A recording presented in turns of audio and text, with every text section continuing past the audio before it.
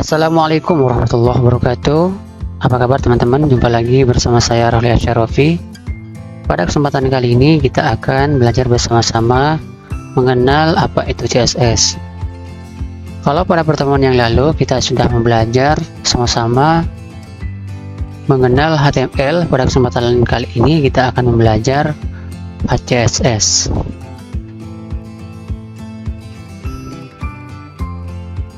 CSS pertama kali diusulkan oleh Hakom Hyum Lee pada 10 Oktober 1994. Lee saat itu bekerja di organisasi yang sama dengan penemu HTML, yaitu Tim Berners-Lee, yaitu CERN atau Organisasi Eropa untuk Riset Nuklir. Di tahun tersebut, beberapa bahasa stylesheet diusulkan dan didiskusikan dengan World Wide Web Consortium, sehingga menghasilkan CSS versi 1 atau CSS 1 yang dirilis pada tahun 1996. Jadi pada saat Hakom Hyum Lee ini lulus dari sekolahnya, dari kuliahnya, pada saat itu ia langsung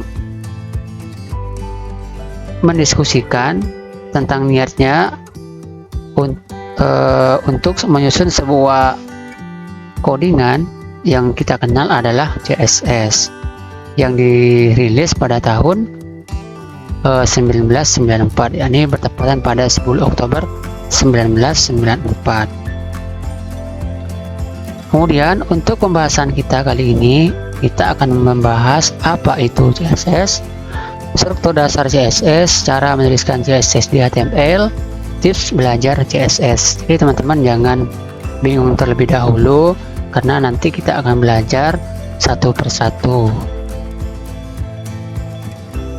Kemudian apa itu CSS atau Cascading Style Sheet? CSS adalah bahasa style sheet deklaratif yang berfungsi mengontrol tampilan web di browser.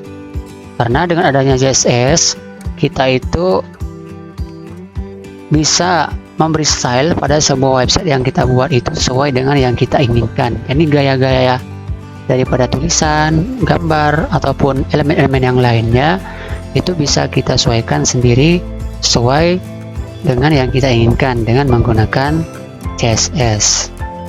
Kemudian dapat menerapkan deklarasi gaya CSS ke elemen HTML yang dipilih, yang berisi properti dan value yang menentukan bagaimana web akan ditampilkan ya teman-teman, ditampilkan di HTML. Di HTML ditampilkan sama teman-teman. Nanti saya kasih contoh. Kemudian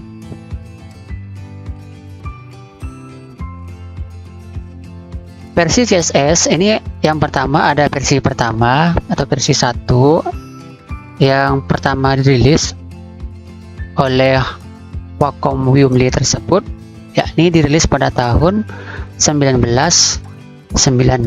Kemudian dikembangkan lagi sehingga merilis versi yang kedua, yaitu CSS 2 yang dirilis pada tahun 1998. Kemudian pada tahun berikutnya dikembangkan lagi sehingga dapat merilis lagi CSS 2.1 pada tahun 2011. Kemudian dikembangkan lagi sehingga dapat merilis lagi CSS versi 3, yakni dirilis pada tahun 2012. Nah, untuk yang sekarang sedang dikembangkan, jadi mungkin nanti akan dirilis lagi CSS 4 dan CSS 5 dan seterusnya. Kemudian kalau kita membahas tentang manfaat CSS, itu sangat banyak sekali ya teman-teman. Di sini saya hanya menuliskan beberapa saja. Tinggal teman-teman cari saja nanti di internet bagaimana fungsi-fungsi daripada CSS itu sendiri. Yang pertama di sini, fungsi daripada CSS atau manfaat daripada CSS adalah untuk membuat halaman landing page yang menarik. Contoh kecil misalnya seperti ini. Nah, seperti ini ya teman-teman. Di sini saya kasih contoh halaman Facebook. Yang ini adalah halaman Facebook tidak menggunakan CSS, sedangkan yang ini menggunakan CSS. Jadi teman-teman bisa membedakan sendiri lebih bagus yang mana antara yang menggunakan CSS dengan yang tidak menggunakan CSS. Pastinya akan lebih menarik tampilannya dengan yang menggunakan CSS. Ya, ibaratnya kita makan ya teman-teman, tanpa adanya garam maka akan terasa nggak ada apa-apanya makanan yang kita makan. Jadi sama ya teman-teman, dengan sebuah website misalnya tidak ada codingan daripada CSS, maka codingannya itu hampa ya teman-teman, hampa, akan terlihat jelek sekali ya teman, seperti ini, lihat putih semua. Makanya ketika adanya CSS sangat membantu sekali bagi seorang developer untuk merubah stylenya daripada halaman landing page daripada website yang dibuat. Untuk kecil misalnya seperti ini ada warna birunya, ada gambar-gambarnya, kemudian ada seperti ini tombol buttonnya. Seperti ini kan jelek sekali ya teman-teman. Jadi teman-teman bisa membedakannya antara website yang menggunakan CSS dengan website yang tidak menggunakan CSS. Jadi yang pertama tadi adalah untuk membuat halaman landing page yang menarik ya teman-teman. Jadi dengan adanya CSS, halaman daripada website yang kita buat itu akan terlihat sangat menarik karena stylenya itu bisa kita rubah sendiri ya teman-teman. Kemudian manfaat daripada CSS yang kedua yaitu template atau tema blog. Misalnya kita itu membuat sebuah tema atau blog yang akan kita hosting atau kita share ke internet, maka misalnya kita itu hanya membuatnya itu tidak menggunakan CSS, maksudnya hanya menggunakan HTML, maka pasti dipastikan ya teman, maka dipastikan blog atau tema yang sudah kita buat itu akan terlihat tidak menarik ya teman. Contoh halnya seperti tadi itu, seperti halaman Facebook ini, itu akan terlihat tidak menarik kalau tidak menggunakan CSS. Kemudian yang ketiga, dapat berkolaborasi dengan JavaScript. Maksudnya CSS tersebut itu bisa langsung bersanding dengan JavaScript. Misalnya teman-teman itu membuat sebuah website, di dalamnya itu terdapat codingan daripada JavaScript, maka konten-konten yang menggunakan JavaScript tersebut itu bisa dikolaborasikan dengan CSS teman. Misalnya seperti saya contohkan di sini. Nah seperti ini ya teman-teman, ini adalah codingan daripada JavaScript.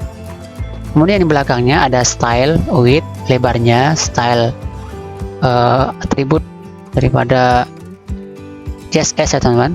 Ada elemennya, kemudian value-nya teman-teman yang ini. Nah ini adalah codingan dari CSS ya teman-teman. Ya ini antara JavaScript dengan CSS ini bisa dikolaborasikan dalam satu file. Seperti ini contohnya. Kemudian selanjutnya mudah diatur penempatannya. Contoh misal seperti ini ya teman-teman. Misalnya di sini saya buat misalnya website.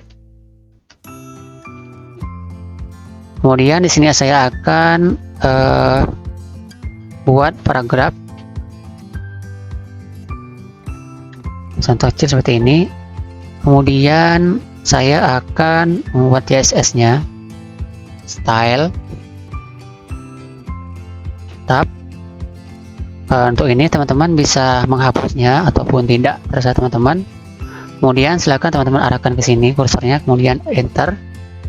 Misalnya sekarang saya akan merubah style daripada paragraf ini. Misalnya saya akan merubah warna daripada paragraf ini.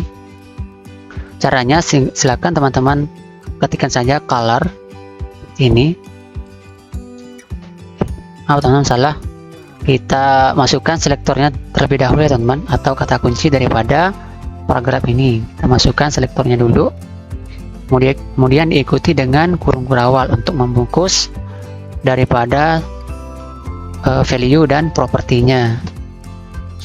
Misalnya color untuk propertinya, kemudian value-nya. Misalnya di sini saya akan merubah paragraf ini, warnanya akan saya rubah menjadi blue, kemudian titik koma. Sebelumnya saya akan kasih komentar dulu teman-teman. Misalnya saya kasih komentar dulu seperti ini. save dulu. Saya akan lihat terlebih dahulu sebelum menggunakan CSS bagaimana paragraf ini akan tampil di browser dengan tidak menggunakan CSS. Kita lihat terlebih dahulu kanan, kemudian open in browser. Nah, inilah tampilan daripada paragraf yang sudah kita buat tadi di HTML ya teman-teman, tidak menggunakan CSS. Kalau misalnya kita aktifkan di sini, kita aktifkan dulu untuk codingan CSS-nya seperti ini, kemudian kita save, kemudian kita refresh ke browsernya. Nah, maka tulisannya akan berubah menjadi berwarna biru ya teman-teman. Nah, seperti itu. Jadi untuk penempatannya sendiri ini bisa kita atur semua ya teman-teman. Misalnya kita akan merubah ukuran daripada gambarnya, misalnya ingin merubah background daripada gambarnya, dan lain sebagainya. Jadi untuk penempatannya sendiri nanti lebih jelasnya saya akan membuat video khusus untuk pembahasan daripada selektor ini atau penempatan dalam CSS. Kemudian mudah digunakan di hampir seluruh website. Jadi kalau kita lihat dari berbagai macam website yang ada di internet itu biasanya tidak lepas dari yang namanya CSS. Contoh kecil misalnya seperti tadi itu, seperti ini, antara JavaScript itu bisa diglobalasikan dengan CSS. Jadi tidak menutup kemungkinan bahwasanya dalam sebuah internet itu yang ada berbagai macam website, di dalamnya itu pasti sedikit banyak ada codingan daripada CSS-nya. Jadi meskipun sebagian yang tidak menggunakan CSS, tapi hampir seluruh website yang ada di internet itu menggunakan codingan daripada CSS.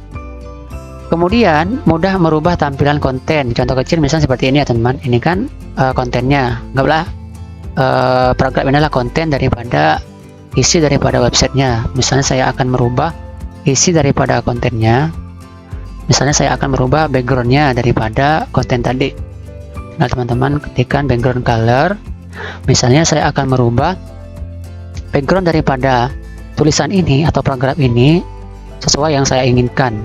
Misalnya saya akan merubah backgroundnya menjadi warna merah, red, titik koma, kemudian save, kemudian refresh. Nah seperti itu ya teman-teman. Jadi untuk konten-konten yang ada di website itu, ketika websitenya itu dibuat dengan menggunakan CSS, maka konten-konten yang ada dalam website tersebut itu bisa kita manipulasi sendiri ya teman-teman dengan menggunakan CSS.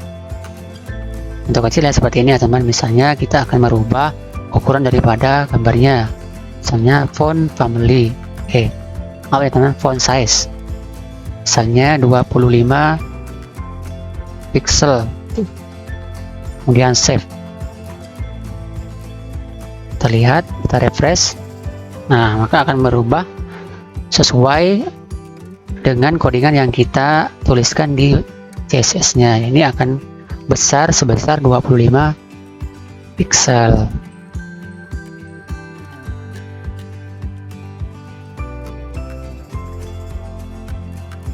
Jadi begitu ya teman-teman. Mungkin hanya itu yang dapat saya bagikan pada kesempatan kali ini. Apabila teman-teman ada pertanyaan, silakan teman-teman tinggalkan di kolom komentar deskripsi video ini. Jika teman-teman baru berkunjung dengan channel ini, silakan teman-teman klik like, share, subscribe agar channel ini terus berkembang. Dan jangan lupa teman-teman tunggu video berikutnya. Saya Raffi pamit undur diri. Assalamualaikum warahmatullahi wabarakatuh.